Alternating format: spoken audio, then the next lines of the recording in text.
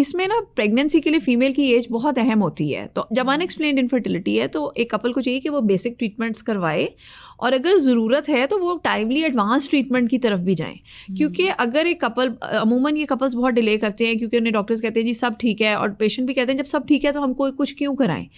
آپ اس لیے کچھ کرائیں کیونکہ عورت کی عمر بہت اہم ہے. اللہ میاں نے قدرت کا نظام بنایا ہے, ایک عورت کے بچہ پیدا کرنے کی ایک ایج ہے. چاہوں گی کہ اس کو تھوڑا سا نیگیٹو سینس میں بھی جو ہے وہ ڈسکرائب کیا جاتا ہے کہ عورت کچھ ایج کے بعد ایکسپائر ہو جاتی ہے.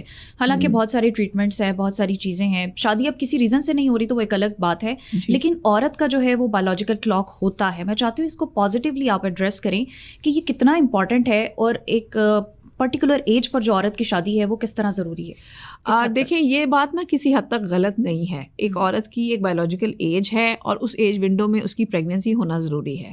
آدمیوں کے مقابلے میں عورت کے پاس یہ ونڈو بہت نیرو ہوتی ہے.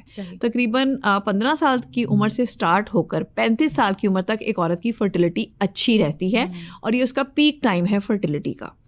اور اس کے بعد 35 سال کے بعد ایک عورت کی فرٹیلٹی یعنی کہ بچہ پیدا کرنے کی صلاحیت تیزی سے متاثر ہوتی ہے, اور 40 کے بعد یہ صلاحیت نہ ہونے کے برابر رہ جاتی ہے. اچھا. اور 45 ایئرز اگر ایک عورت کی عمر 45 سال ہے تو اس کے بعد تو ہم لوگ عموماً IVF ٹریٹمنٹ بھی آفر نہیں کرتے ہیں, کیونکہ یہ ایک ایسی ایج ہے جس میں پریگنینسی ہونے کے چانسز کم ہوں گے.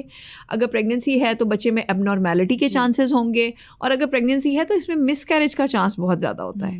تو عورت کی یہ جو ونڈو ہے عموماً اب دیکھا جائے تو 25 سے 30 سال کی عمر میں میجورٹی ہمارے ملک میں خواتین کی شادی ہوتی ہے, اور کچھ کی سوشل ریزنس کی وجہ سے نہیں ہوتی.